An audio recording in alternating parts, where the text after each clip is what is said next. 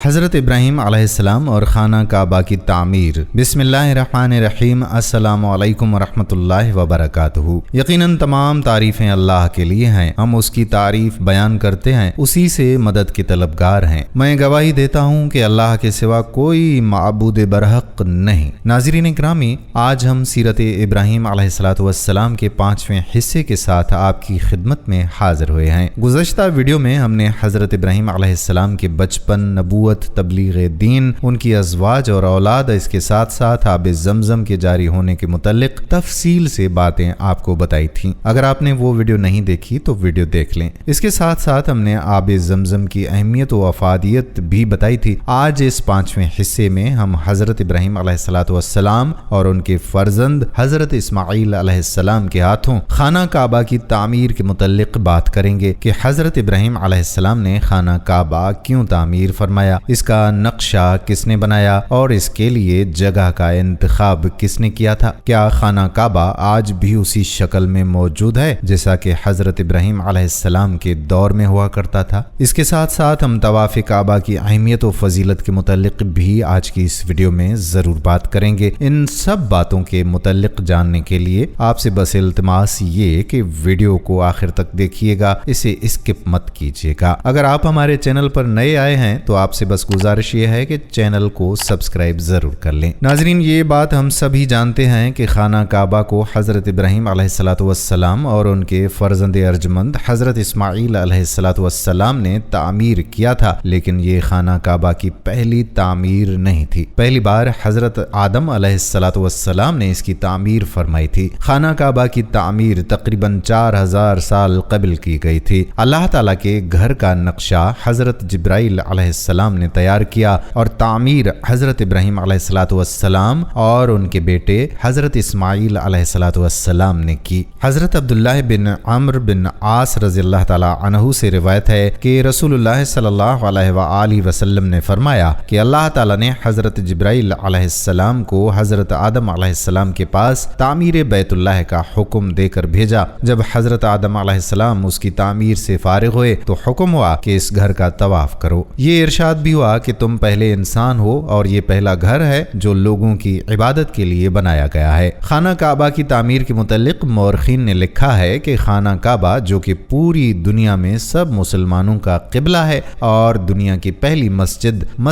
حرام کے وسط میں واقع ہے۔ مسجد حرام کی خصوصیت یہ ہے کہ اللہ رب العزت نے اسے امن کا گہوارہ بنایا ہے اور اس میں ایک نماز پڑھنے کا ثواب 1,00,000 نماز پڑھنے کے برابر ہے۔ اللہ رب العزت نے خانہ کعبہ کی جگہ کو باقی زمین سے 1000 سال پہلے پیدا فرمایا۔ یہ خطہ پانی پر ایک جھاگ کی شکل میں تیر رہا تھا، پس اللہ رب العزت نے اس خطے کے نیچے زمین کو بچھا دیا۔ حضرت آدم علیہ السلام جب اللہ کے حکم سے زمین پر اترے تو آپ علیہ السلام پر وحشت طاری ہو گئی اور آپ علیہ السلام نے اللہ رب العزت سے دعا کی۔ اللہ تعالیٰ نے بیت المعمور کو زمین پر نازل کیا جو جنت میں یاقوت کا بنا ہوا تھا اور اس میں سبز زبرجد کے 2 دروازے تھے، ایک دروازہ مشرق کی طرف اور ایک دروازہ مغرب کی طرف لگا ہوا تھا۔ اللہ تعالیٰ نے اسے اسی جگہ رکھ دیا جہاں آج خانہ کعبہ موجود ہے۔ اللہ تعالیٰ نے حضرت آدم علیہ السلام کو حکم فرمایا کہ اس کا اسی طرح سے طواف کیا کر جس طرح میرے عرش کے گرد فرشتوں کو طواف کرتے ہوئے دیکھا ہے، اور اس کے پاس اسی طرح سے نماز پڑھا کر جس طرح میرے عرش کے پاس نماز ادا کیا کرتا تھا۔ ناظرین، جب حضرت آدم علیہ السلام ارض ہند سے مکہ مکرمہ کی طرف پیدل روانہ ہوئے تو اللہ تعالیٰ نے ایک فرشتے کو مقرر فرما دیا تاکہ حضرت آدم علیہ السلام کی بیت اللہ کی طرف رہنمائی کرے۔ حضرت آدم علیہ السلام نے مناسک حج ادا کیے۔ جب حج سے فارغ ہوئے تو فرشتوں سے ملاقات کی۔ فرشتوں نے کہا کہ اے آدم علیہ السلام، اللہ تعالیٰ آپ کو حج کا بہترین بدلہ عطا فرمائے۔ ہم نے اس گھر یعنی بیت اللہ کا آپ سے 2000 سال پہلے طواف کیا تھا۔ حضرت آدم علیہ السلام نے ارض ہند سے مکہ مکرمہ کی طرف پیدل جا کر 40 مرتبہ حج فرمایا۔ بیت المعمور طوفان نوح تک زمین پر ہی رہا، پھر اس کے بعد اللہ تعالیٰ نے اسے آسمان پر اٹھا لیا اور جبرائیل علیہ السلام کو حکم دیا کہ وہ حجر اسود کو جبل ابی قیس میں رکھ دیں تاکہ حجر اسود طوفان نوح سے محفوظ رہے۔ چنانچہ خانہ کعبہ یعنی بیت اللہ شریف کی جگہ حضرت ابراہیم علیہ الصلوۃ والسلام کے زمانے تک خالی رہی۔ طوفان نوح کے وقت جب خانہ کعبہ کی عمارت آسمان پر اٹھا لی گئی اور یہ جگہ ایک اونچے ٹیلے کی مانند رہ گئی، پھر اسی بنیاد پر حضرت ابراہیم علیہ الصلوۃ والسلام نے خانہ کعبہ کو تعمیر فرمایا۔ جب اللہ تعالیٰ نے ان کو حکم دیا کہ خانہ کعبہ کی تعمیر کرو، اس وقت تک حضرت اسماعیل علیہ السلام بھی پیدا ہو چکے تھے۔ حضرت ابراہیم علیہ الصلوۃ والسلام نے اللہ تعالیٰ سے سوال کیا کہ وہ اس جگہ کو واضح کر دے جہاں بیت اللہ کو تعمیر کیا جائے۔ مولا علی علیہ السلام اور حضرت حسن علیہ السلام سے روایت ہے کہ حضرت عباس رضی اللہ تعالیٰ عنہ نے فرمایا کہ اللہ تعالیٰ نے ایک بادل کے ٹکڑے کو خانہ کعبہ کی جگہ کے تعین کے لیے بھیجا۔ جب وہ بادل کا ٹکڑا چلا تو حضرت ابراہیم علیہ السلام اس کے سائے میں چلتے رہے، یہاں تک کہ جب مکہ مکرمہ آیا تو بادل کا ٹکڑا بیت اللہ کی جگہ ٹھہر گیا۔ یہاں حضرت ابراہیم علیہ الصلوۃ والسلام کو آواز دی گئی کہ بادل کے ٹکڑے کے نیچے خانہ کعبہ یعنی بیت اللہ کی تعمیر کرو، نہ اس میں کمی کرو اور نہ زیادتی کرو۔ خانہ کعبہ کی جگہ کا تعین اور ظاہر ہونے کے بعد حضرت ابراہیم علیہ السلام نے خانہ کعبہ کی تعمیر شروع کر دی۔ حضرت اسماعیل علیہ السلام پتھر لا کر دیتے تھے۔ خانہ کعبہ کی تعمیر 5 پہاڑوں طور سینا، جبل زیتون، جبل لبنان جو ملک شام میں ہے، جبل جودی جو جزیرہ کا پہاڑ ہے، جبل حرا جو مکہ میں واقع ہے، ان کے پتھروں سے کی گئی اور باقی پہاڑوں کے پتھروں سے بیت اللہ کی دیواریں بلند کی گئیں۔ جب حضرت ابراہیم علیہ الصلوۃ والسلام نے حجر اسود کی جگہ تک بیت اللہ کی تعمیر مکمل کر لی تو اپنے بیٹے اسماعیل علیہ السلام سے فرمایا کہ میرے پاس ایک بہترین اور خوبصورت پتھر لاؤ جو لوگوں کے لیے بطور علامت برقرار رہے۔ حضرت اسماعیل علیہ السلام ایک پتھر لائے۔ حضرت ابراہیم علیہ السلام نے فرمایا کہ اس سے بھی اچھا پتھر لاؤ۔ چنانچہ حضرت اسماعیل علیہ السلام پتھر کی تلاش میں نکلے تو جبل ابو قیس سے آواز آئی کہ اے ابراہیم، تیرے لیے میں نے ایک امانت رکھی ہے، بس تو اسی کو لے لے۔ حضرت ابراہیم علیہ السلام حجر اسود کو لائے اور اسے اس جگہ پر رکھ دیا۔ مسلمانوں کے نزدیک یہ پتھر بہت ہی مقدس اور متبرک ہے۔ جو مسلمان حج کرنے جاتے ہیں ان کے لیے یہ لازم ہے کہ طواف کرتے ہوئے ہر بار حجر اسود کو بوسہ دیں۔ اگر ہجوم زیادہ ہو تو دور سے ہاتھ کے اشارے سے بوسہ دیا جا سکتا ہے۔ جب خانہ کعبہ کی دیواریں ہاتھ جتنی بلندی تک چن لی گئیں تو حضرت اسماعیل علیہ السلام ایک پتھر لائے جس پر کھڑے ہو کر حضرت ابراہیم علیہ الصلوۃ والسلام نے دیواریں مزید بلند کرنا شروع کر دیں۔ روایات میں آتا ہے کہ جوں جوں دیوار اونچی ہوتی جاتی تھی یہ پتھر آپ ہی آپ بلند ہو جاتا تھا، اور جب حضرت ابراہیم علیہ الصلوۃ والسلام اس پتھر پر سے اترنا چاہتے تھے تو وہ نیچے ہو جاتا تھا۔ اس پتھر پر حضرت ابراہیم علیہ الصلوۃ والسلام کے قدموں کے نشانات اول اسلام سے اب تک موجود ہیں۔ یہ پتھر اس زمانے سے حضرت عمر فاروق رضی اللہ تعالی عنہ کے دور خلافت تک کعبہ کی دیوار کے ساتھ چپکا رہا۔ پھر اس پتھر کو حضرت عمر فاروق رضی اللہ تعالی عنہ نے خانہ کعبہ سے کچھ دور کر دیا تاکہ طواف کے وقت رکاوٹ نہ بنے، جسے مقام ابراہیم کہا جاتا ہے۔ اللہ تعالی نے خانہ کعبہ کو شان و شوکت عطا فرمائی اور اسے اپنی عظمت اور جلال کے ساتھ خاص فرمایا اور اس میں داخل ہونے والوں کے لیے اسے امن کا گھر بنا ڈالا۔ یہ وہی مبارک گھر ہے جس سے اللہ کے پیارے حبیب صلی اللہ علیہ وآلہ وسلم نے ہجرت فرمائی، مگر آپ صلی اللہ علیہ وآلہ وسلم نے نہ تو اسے چھوڑا اور نہ ہی آپ صلی اللہ علیہ وآلہ وسلم کا دل اس سے ہٹ کر دوسرے قبلے کی طرف متوجہ ہوا، یہاں تک کہ اللہ تعالیٰ نے آپ صلی اللہ علیہ وآلہ وسلم پر یہ آیات مبارکہ نازل فرمائی۔ ترجمہ ہے، ہم دیکھ رہے ہیں بار بار تمہارا آسمان کی طرف منہ کرنا تو ضرور ہم تمہیں پھیر دیں گے اس قبلے کی طرف جس میں تمہاری خوشی ہے۔ سورۃ بقرہ آیت نمبر 144۔ اور اللہ تعالیٰ بیت اللہ شریف کی عظمت و شان سورہ آل عمران آیت نمبر 96 اور 97 میں یوں بیان فرماتا ہے، بے شک سب میں پہلا گھر جو لوگوں کی عبادت کو مقرر ہوا وہ ہے جو مکہ میں ہے، برکت والا اور سارے جہان کا رہنما۔ اس میں کلی نشانیاں ہیں ابراہیم علیہ السلام کے کھڑے ہونے کی جگہ،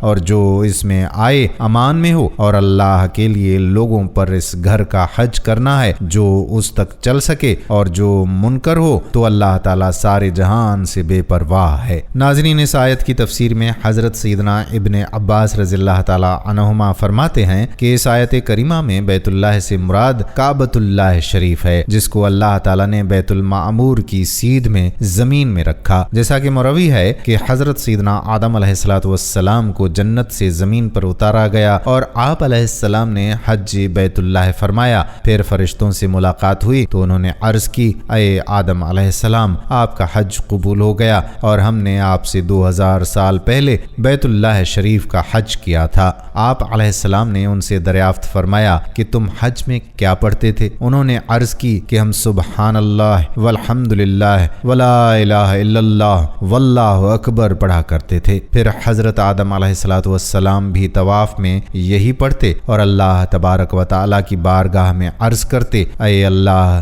میری اولاد میں اس گھر کی تعمیر کرنے والا بنا۔ تو اللہ تعالیٰ نے وحی فرمائی کہ میں اپنا گھر تیری اولاد میں سے اپنے خلیل یعنی حضرت ابراہیم علیہ السلام سے بنواؤں گا، میں اس کے ہاتھوں اس کی تعمیر کا فیصلہ کر چکا ہوں۔ جب حضرت نوح علیہ السلام کے دور میں طوفان آیا تو اللہ رب العزت نے بیت اللہ شریف کو چوتھے آسمان پر اٹھا لیا۔ وہ سبز زمرد کا تھا اور اس میں جنت کے چراغوں میں سے ایک چراغ تھا۔ حضرت جبرائیل علیہ السلام حجر اسود کو اٹھا کر جبل ابو قبیس میں چھوڑ آئے تاکہ غرق ہونے سے محفوظ ہو جائے۔ حضرت ابراہیم علیہ السلام کے زمانے تک بیت اللہ کی جگہ خالی رہی۔ جب آپ علیہ السلام کے ہاں حضرت اسماعیل علیہ السلام اور حضرت اسحاق علیہ السلام پیدا ہوئے تو اللہ تعالیٰ نے آپ علیہ السلام کو بیت اللہ شریف کی بنیاد رکھنے کا حکم فرمایا۔ آپ علیہ السلام نے عرض کی کہ یا اللہ مجھے اس کی نشانی بیان فرما دیں، تو اللہ تعالیٰ نے بیت اللہ شریف کی مقدار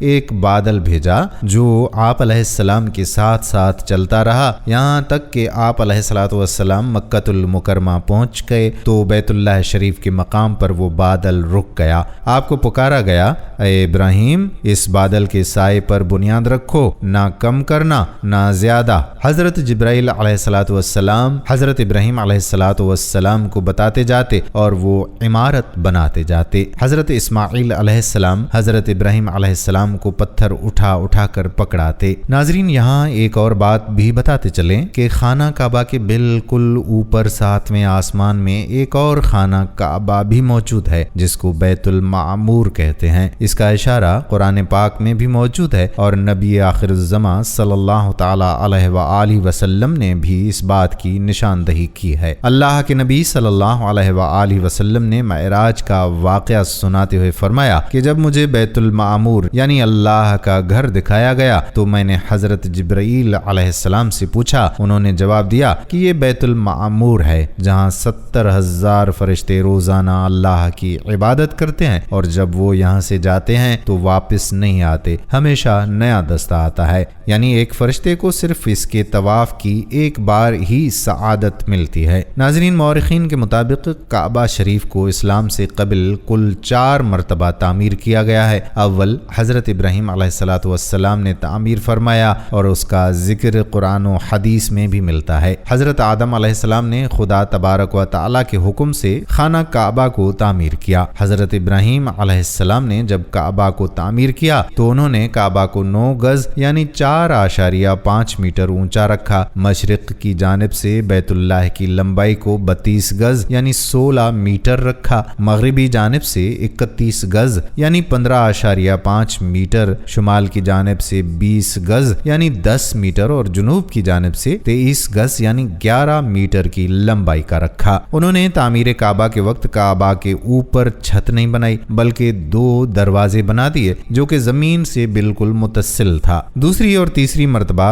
کعبہ شریف کی تعمیر کی ذمہ داری بنو عمالقہ اور بنو جرہم نے بالترتیب لی اور کعبہ شریف کی تعمیر نو کو تشکیل دیا گیا۔ مولا علی بن ابی طالب علیہ السلام فرماتے ہیں کہ حضرت ابراہیم علیہ السلام کے تعمیر کعبہ کے بہت زمانے کے بعد کعبہ معظمہ کی دیوار کمزور پڑ گئی تو بنو عمالقہ نے کعبہ کو تعمیر نو کیا، پھر ان کے بعد بنو جرہم نے تعمیر کیا۔ پھر جب کعبہ کی تعمیر میں کمزوریاں اور خرابیاں لاحق ہوئیں تو اس کو قریش نے تعمیر کیا۔ چوتھی مرتبہ بنو جرہم کے تعمیر کعبہ کے کچھ زمانے کے بعد جب عمارت کعبہ معظمہ میں پھر سے خرابیاں لاحق ہوئیں تو قریش نے تعمیر کعبہ کا بیڑا لیا اور کعبہ کو تعمیر کیا۔ کتب تاریخ میں قریش کی تعمیر کعبہ کی وجہ آتی ہے کہ قبیلہ قریش سے ایک عورت کعبہ کو روشن کرنے کی غرض سے روشن دان میں کچھ چنگاریاں لے کر جاتی تھی اور اچانک سے اس میں سے کچھ چنگاریاں اڑ کر غلاف کعبہ کو لگ جاتی ہیں اور آگ پکڑ لیتی ہیں، جس کی وجہ سے جدار کعبہ کو کافی خرابیاں لاحق ہوتی ہیں۔ تو یہ دیکھ کر قریش کے اندر یہ دہشت پھیل جاتی ہے کہ انہوں نے اگر کعبہ کی تعمیر نہیں کی تو ان پر عذاب الہی کا قہر آئے گا، اور اسی بنا پر قریش آگے بڑھ کر کعبہ کی تعمیر نو پر اکٹھا ہوتے ہیں اور اس کے لیے صرف حلال مال جمع کرتے ہیں۔ حلال مال اب اتنی وافر مقدار میں جمع نہیں ہوتا کہ کعبہ کو مکمل بنا پر ابراہیم علیہ السلام کے کعبہ کی تعمیر شدہ شکل دے سکیں، اسی لیے انہوں نے حجر اسود کی جانب سے 6 گز اور 1 شبر یعنی 3.23 میٹر کم کر دیتے ہیں اور ایک چھوٹی سی دیوار سے گھیر دیتے ہیں کہ لوگ طواف کے وقت اس کے اندر نہ آ سکیں۔ اہل قریش نے تعمیر کعبہ کے وقت کچھ تبدیلیاں بھی لائی ہیں، جیسا کہ انہوں نے کعبہ کی اونچائی کو 9 گز یعنی 4.5 میٹر سے 18 گز یعنی کل 9 میٹر تک بڑھایا، اور ساتھ ہی کعبہ کے اوپر چھت بھی بڑھا دیا گیا۔ باب غربی کو بند کر دیا گیا، جبکہ باب شرقی کی اونچائی بھی کچھ زیادہ بڑھا دی گئی۔ اور سب سے اہم بات یہ کہ قریش کا کعبہ کی تعمیر نو میں ہمارے پیارے آقا نبی آخر الزماں صلی اللہ علیہ وآلہ وسلم بھی شامل تھے۔ عرصہ دراز تک خانہ کعبہ یعنی بیت اللہ اسی طرح سے حضرت ابراہیم علیہ السلام کی تعمیر پر برقرار رہا۔ جب قریش نے اس کی نئی تعمیر کی، یہ وہ زمانہ تھا جب نبی کریم صلی اللہ علیہ وآلہ وسلم کی عمر مبارک 25 برس تھی۔ مکہ میں شدید بارش کے باعث سیلابی ریلے سے خانہ کعبہ کی بنیادوں اور دیواروں کو نقصان پہنچا۔ جب خانہ کعبہ تعمیر ہوا اور خانہ کعبہ کی دیواریں قد آدم تک پہنچی تو حجر اسود کو نصب کرنے کا مسئلہ پیدا ہو گیا۔ ہر قبیلے کی یہ خواہش تھی کہ حجر اسود کو نصب کرنے کی سعادت اسے ہی نصیب ہو جائے، حتیٰ کہ یہ معاملہ لڑائی جھگڑے تک جا پہنچا۔ آخر یہ طے پایا کہ صبح سویرے جو سب سے پہلے یہاں داخل ہوگا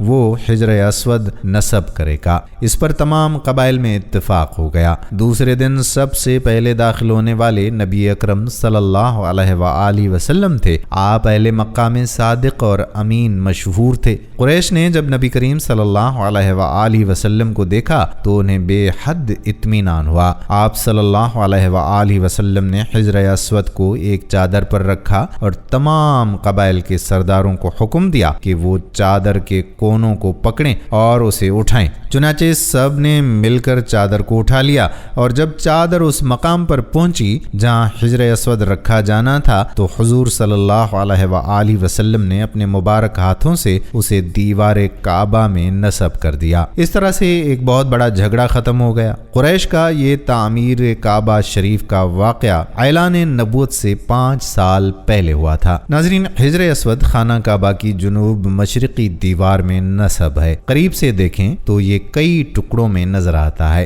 حجر اسود کے بارے میں حضرت عباس رضی اللہ تعالی عنہ کی ایک روایت کے مطابق حجر اسود جنت کا پتھر ہے۔ جس وقت یہ پتھر آیا تھا اس وقت یہ دودھ سے بھی زیادہ سفید تھا، لیکن بنی آدم کے گناہوں نے اسے سیاہ کر دیا۔ تعمیر کعبہ شریف کے دوسرے مرحلے میں کل 3 دور ہیں۔ پہلا دور وہ ہے جب امی خلافت کا تخت امیر معاویہ کے بعد ان کے بیٹے یزید لعین کو ملا تو اس نے سن 64 ہجری میں حسین بن نمیر کی قیادت میں حجاز میں عبداللہ بن زبیر رضی اللہ تعالی عنہ کا تختہ پلٹنے کے لیے ایک بڑی فوج کو بھیجا۔ عبداللہ بن زبیر رضی اللہ تعالی عنہ کا تختہ پلٹ کر پورے حجاز کو خلافت اموی کے تحت شامل کرنے کے لیے یزید کی فوج نے مکہ کا محاصرہ کر لیا، اور یہ محاصرہ کئی دنوں تک جاری رہا۔ محاصرے کے دوران حسین بن نمیر نے منجنیق اور توپ کے ذریعے مکہ پر حملہ آور ہوا، جس کی وجہ سے خانہ کعبہ پر کافی اثر پڑا تھا اور خانہ کعبہ کی دیواریں بالکل کمزور ہو گئی تھیں۔ محاصرے کے 17 دن کے بعد یزید لعین اپنے انجام کو پہنچا تو اس کی فوج حصار مکہ کو ختم کر کے شام کی طرف پلٹ گئی۔ اس کے بعد حضرت عبداللہ بن زبیر رضی اللہ تعالی عنہ نے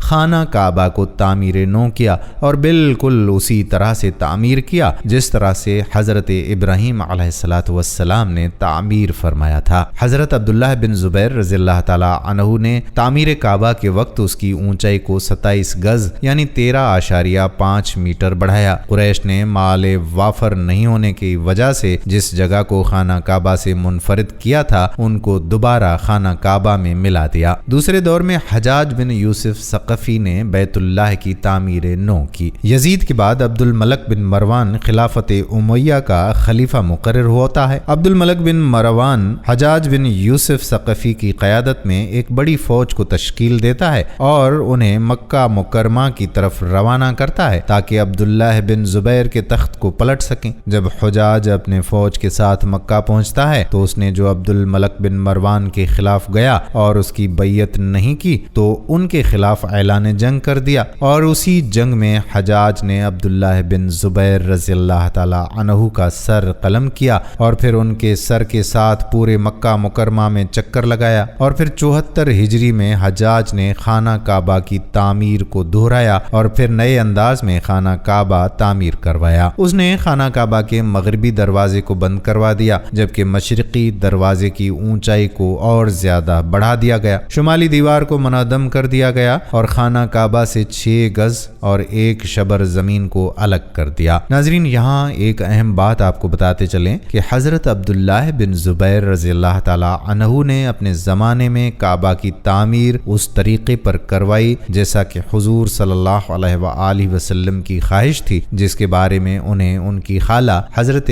عائشہ نے بتایا تھا۔ حجاج بن یوسف نے 73 ہجری میں عبداللہ بن زبیر رضی اللہ تعالی عنہ کو جب شہید کر ڈالا اور خلیفہ وقت عبد الملک بن مروان کو تعمیر کعبہ کے بارے میں ایک خط لکھا، اس نے خیال ظاہر کیا کہ یہ تعمیر عبداللہ بن زبیر نے اپنی طرف سے کی ہے، چنانچہ خلیفہ عبد الملک نے حجاج بن یوسف کو خانہ کعبہ کی تعمیر پہلی حالت پر لوٹانے کا حکم کر دیا۔ جب عبد الملک بن مروان کو معلوم ہوا کہ عبداللہ بن زبیر رضی اللہ تعالی عنہ خانہ کعبہ کی تعمیر کے بارے میں حضرت عائشہ رضی اللہ تعالی عنہا نے بتایا تھا اور یہ تعمیر حضور صلی اللہ علیہ وآلہ وسلم کی خواہش کے مطابق ہوئی تھی، تو اسے خانہ کعبہ کو دوبارہ تعمیر کرنے والے اپنے حکم نامے پر افسوس ہوا کہ کاش میں اس کو اسی حالت پر چھوڑ دیتا تو بہتر ہوتا۔ پھر جب مہدی بن منصور کا زمانہ خلافت آیا تو اس نے حضرت امام مالک بن انس رحمۃ اللہ علیہ سے مشورہ کیا کہ کعبۃ اللہ کو حضرت عبداللہ بن زبیر رضی اللہ تعالی عنہ کی تعمیر کردہ صورت پر لوٹا دیا جائے تو یہ کیسا رہے گا؟ حضرت مالک بن انس نے فرمایا کہ مجھے ڈر ہے کہ خلفاء اس کو کھیل بنائیں گے، یعنی جب کوئی بادشاہ آئے گا تو اپنے خیال کے مطابق اس کو بنائے گا، لہذا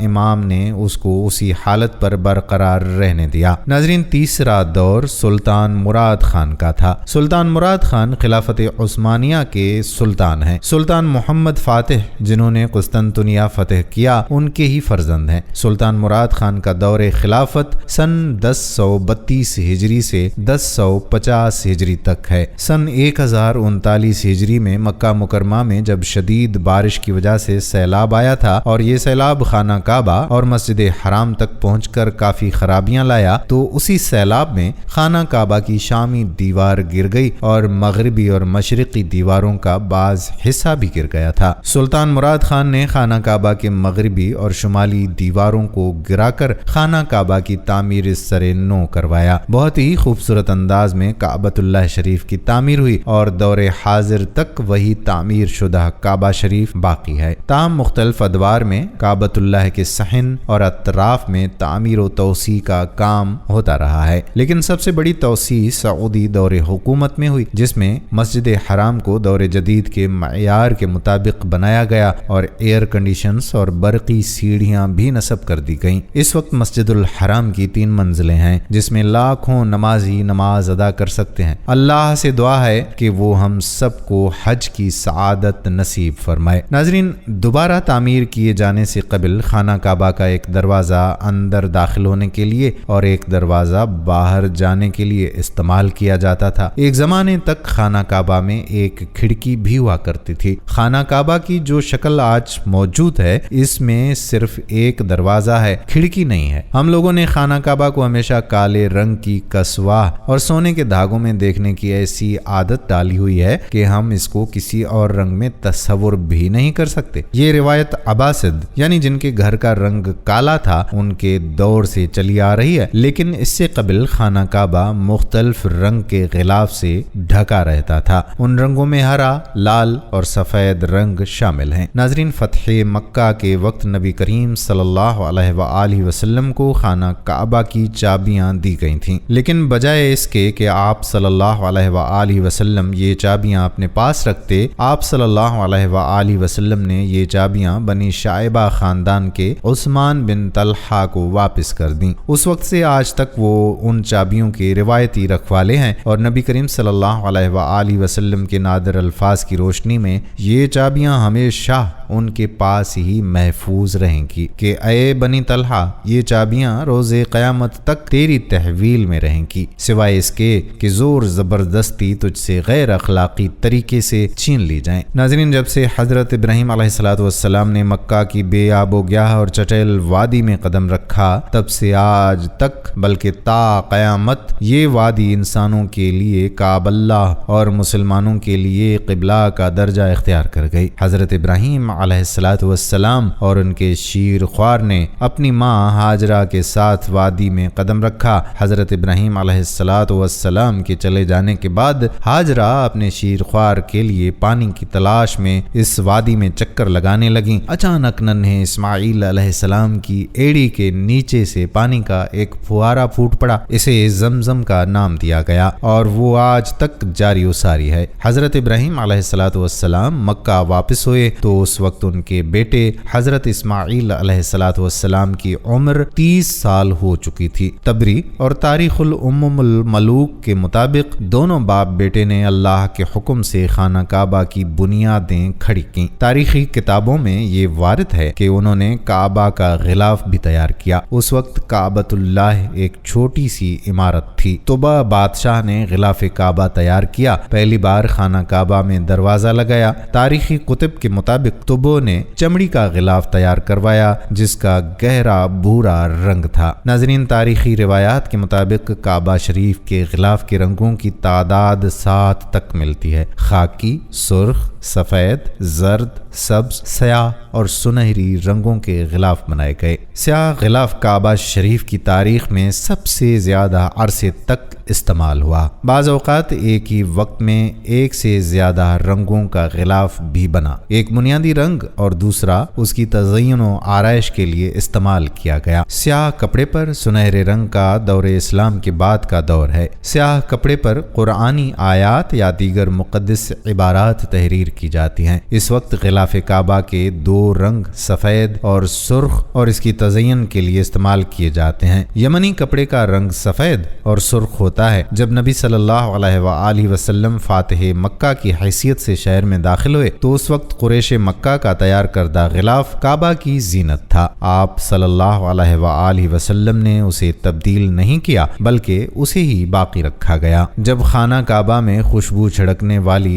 ایک عورت کے ہاتھوں غلاف کعبہ کا کچھ حصہ جل گیا تو آپ نے سفید اور سرخ رنگ کا یمانی کپڑے کا نیا غلاف بنوایا۔ آپ صلی اللہ علیہ وآلہ وسلم کے بعد آپ صلی اللہ علیہ وآلہ وسلم کے خلفاء حضرت ابو بکر صدیق اور حضرت عمر فاروق نے سفید رنگ کا غلاف کعبہ تیار کروایا۔ اسے قباتی کا نام دیا جاتا تھا۔ یہ بہت پتلا کپڑا تھا جسے مصر میں تیار کیا جاتا تھا۔ حضرت عمر رضی اللہ تعالی عنہ کے دور میں بیت المال سے سال میں 2 بار غلاف بنایا جاتا اور تبدیل کیا جاتا تھا۔ ان کے دور میں ہی تبدیلی کے بعد پہلا غلاف شیبہ بن عثمان الحجی کے پاس رکھ دیا جاتا تھا۔ ناظرین، خانہ کعبہ چونکہ نشیبی جگہ پر ہے تو وادی کے نچلے حصے میں ہونے کی وجہ سے دیگر مسائل میں سے ایک مسئلہ یہ بھی تھا کہ جب بھی بارش ہوا کرتی تھی تو وادی میں سیلاب آ جاتا تھا۔ یہ مکہ جیسے شہر کے لیے انوکھی بات نہیں تھی، لیکن یہ بات دوسرے مسائل کی وجہ ضرور بنتی تھی۔ اس وقت یہاں سیلاب کی روک تھام اور نکاسی آب کا کوئی پروگرام موجود نہیں تھا۔ بارش کے آخری دنوں میں خانہ کعبہ پانی میں آدھا ڈوبا رہتا تھا۔ کیا اس وجہ سے کبھی طواف کعبہ رکا؟ تو یاد رہے کہ بالکل نہیں۔ مسلمان کعبہ کے ارد گرد تیراکی کر کے بھی خانہ کعبہ کا طواف جاری رکھا کرتے تھے۔ ناظرین، کیا آپ نے کبھی اس بات پر غور کیا ہے کہ حجر اسود چاندی کے سانچے میں بھلا کیوں گھرا رہتا ہے۔ کچھ لوگوں کا یہ خیال ہے کہ حجر اسود حجاج بن یوسف کی فوج کے ہاتھوں مارے گئے پتھر لگنے کی وجہ سے اس وقت ٹوٹ گیا تھا جب اس نے حضرت عبداللہ بن زبیر رضی اللہ تعالی عنہ پر لشکر کشی کی تھی۔ کچھ ذرائع یہ بھی کہتے ہیں کہ حجر اسود بحرین سے تعلق رکھنے والے اسماعیلی گروپ کے ہاتھوں ٹوٹ گیا تھا۔ ان لوگوں کا یہ خیال تھا کہ حج مبارک ایک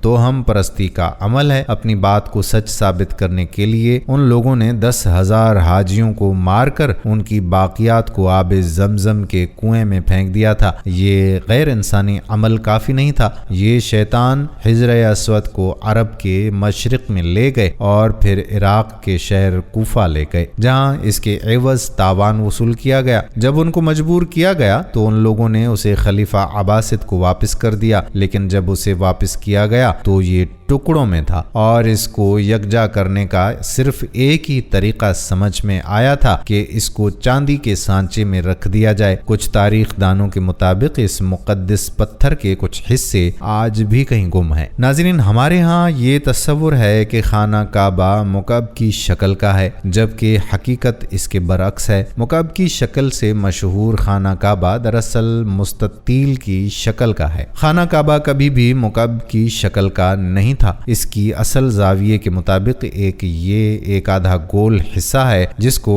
حجر اسماعیل کہا جاتا ہے۔ نبی کریم صلی اللہ علیہ وآلہ وسلم کو نبوت ملنے سے پہلے جب خانہ کعبہ کی دوبارہ تعمیر ہوئی تب قریش نے اس بات کی حامی بھری تھی کہ وہ حلال کمائی سے ہی اس کی تعمیر مکمل کریں گے۔ اس کا مطلب یہ ہے کہ جوئے، لوٹ مار، جسم فروشی اور سود جیسے حرام کاموں سے کمایا ہوا پیسہ ہرگز استعمال نہیں ہوگا۔ قریش اتنے امیر اور تجارتی شہر میں ہونے کے باوجود اتنی رقم جمع کرنے میں ناکام ہو چکے تھے جو خانہ کعبہ کی تعمیر اس کے اصل سائز اور رقبے کے حساب سے کر سکیں۔ انہوں نے خانہ کعبہ کی چھوٹی عمارت تعمیر کی اور اس کی دیواریں مٹی کی اینٹوں سے بنائیں جس کو حجر اسماعیل کہا جاتا ہے۔ حالانکہ اس کا تعلق حضرت اسماعیل علیہ السلام سے نہیں ہے جو کہ خانہ کعبہ کے حقیقی قدر کی جانب اشارہ کرتی تھی۔ خلیفہ عبداللہ بن زبیر کے دور حکومت کے چند سال کے مختصر وقفے میں خانہ کعبہ اپنی اسی شکل میں موجود تھا جس میں نبی کریم صلی اللہ علیہ وآلہ وسلم نے دیکھا تھا۔ ناظرین، حتیم کو خانہ کعبہ میں شامل نہیں کیا گیا۔ اس سلسلے میں امام مسلم رحمۃ اللہ علیہ نے حضرت عائشہ رضی اللہ تعالی عنہا سے حدیث بیان فرمائی ہے کہ میں نے رسول اللہ صلی اللہ علیہ وآلہ وسلم سے حتیم کے بارے میں سوال کیا کہ کیا یہ بیت اللہ کا ہی حصہ ہے؟ تو آپ صلی اللہ علیہ وآلہ وسلم نے جواب دیا کہ جی ہاں۔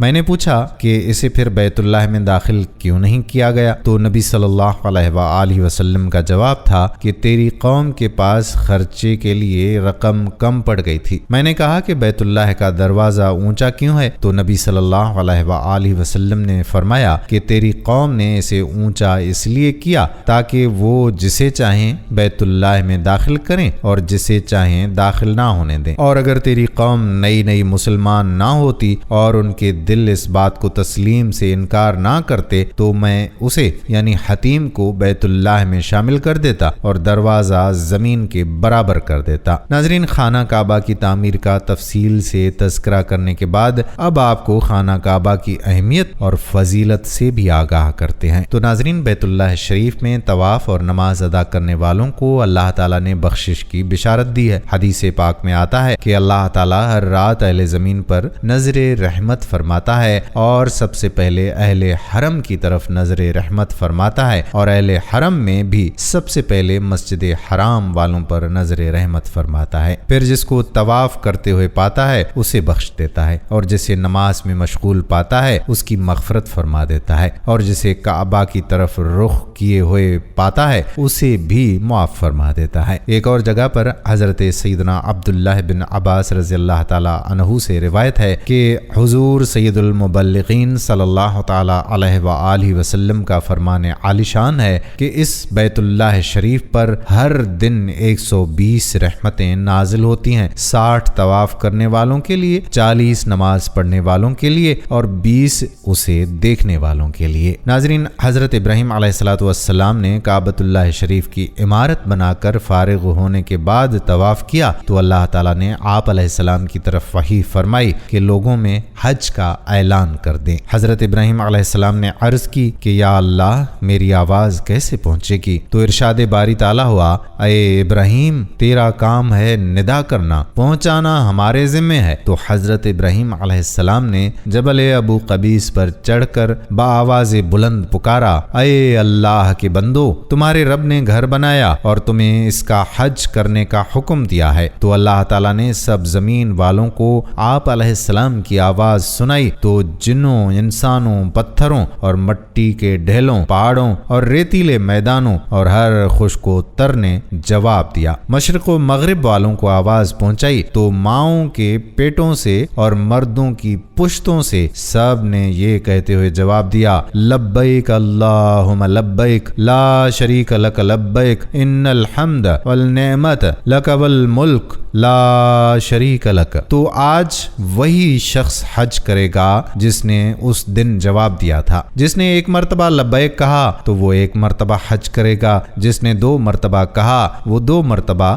اور جس نے 3 مرتبہ لبیک کہا وہ 3 مرتبہ حج کرے گا، اور جس نے اس سے بھی زیادہ بار لبیک کہا وہ اتنی ہی بار حج کرے گا۔ بحوالہ شعب الایمان۔ ناظرین، اللہ پاک ہم سب کو بھی اپنے گھر کا حج کرنے کی استطاعت عطا فرمائے، آمین۔ تو یہ تھی ہماری آج کی ویڈیو جس میں ہم نے حضرت ابراہیم علیہ السلام کی سیرت کا 5واں حصہ آپ لوگوں کے سامنے پیش کیا۔ ہم امید کرتے ہیں کہ ہماری یہ سیریز آپ کو پسند آ رہی ہوگی۔ اگر آپ کو ہماری یہ سیریز پسند آ رہی ہے تو آپ سے بس گزارش اتنی کریں گے کہ ہمارے چینل نور اسلامک کو سبسکرائب کر لیں، ساتھ ہی لگے بیل کے بٹن کو بھی پریس کر لیں تاکہ یہاں پر جتنی بھی ویڈیوز اپلوڈ ہوا کرتی ہیں ان کا نوٹیفیکیشن آپ کو بر وقت ملتا رہے۔ آنے والی ویڈیو تک ہمیں اجازت دیجیے۔ اللہ پاک آپ کو اپنی حفظ و امان میں رکھے، آمین۔